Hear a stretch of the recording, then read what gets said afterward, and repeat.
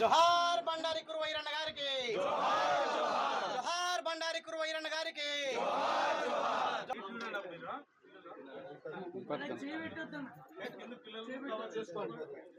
ఈరోజు కురువ ఈరన్న గారు తెలుగుదేశం పార్టీ వాళ్ళు దారుణంగా హత్య చేయడము, వీళ్ళందరూ ఇతను వైఎస్ఆర్ కాంగ్రెస్ పార్టీకి మొదటి నుంచి అభిమానిగా ఉన్నాడు.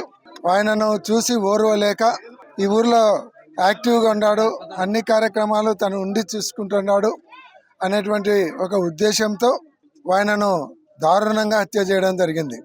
అంతేకాకుండా ఆయన చేసేటువంటి ఫీల్డ్ అసిస్టెంట్ ఉద్యోగం వేరే వాళ్ళ దగ్గర డబ్బులు తీసుకొని వాళ్ళకి ఇప్పియాలనేటువంటి ఉద్దేశంతో వీణ బ్రతికి ఉంటే ఆ ఉద్యోగం వాళ్ళకు రాదు, అలాగే ఇతన్ని హతమారిస్తే ఆ ఊర్లో వైఎస్ఆర్ కాంగ్రెస్ పార్టీకి నష్టం చేయొచ్చు, ఒక లీడర్ను లేకుండా చేయొచ్చు, అలాగే ఆ ఉద్యోగం కూడా తీసుకోవచ్చు అనేటువంటి ఒక దురుద్దేశంతో తెలుగుదేశం పార్టీకి సంబంధించినటువంటి వాళ్ళందరూ అతన్ని దారుణంగా హత్య చేయడము చాలా బాధాకరం.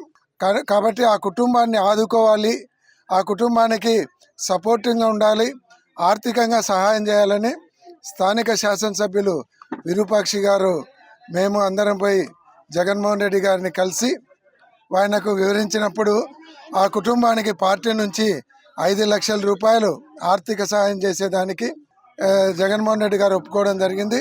విరూపాక్షి గారు 2-3 సార్లు జగన్మోహన్ రెడ్డి గారిని కలిసి కూడా ఇక్కడికి రావాలని కూడా ఆహ్వానించినారు.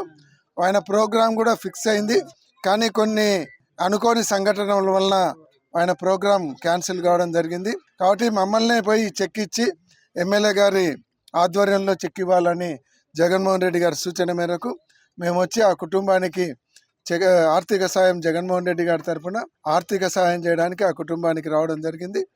ఆయనకు దాదాపు 6 మంది పిల్లలు ఉన్నారు, అంతే చిన్న చిన్న పిల్లలు ఉన్నారు. ఆ కుటుంబానికి మనిషిని తీసుకొని వచ్చి ఇవ్వలేకపోయినా పార్టీ తరఫున ఆర్థిక సాయం అందజేయడం జరుగుతూ ఉంది. జగన్మోహన్ రెడ్డి గారు ఆ కుటుంబానికి ప్రగాఢ సంతాపం తెలియజేయమని జగన్మోహన్ రెడ్డి గారు ప్రత్యేకంగా చెప్పడం జరిగింది.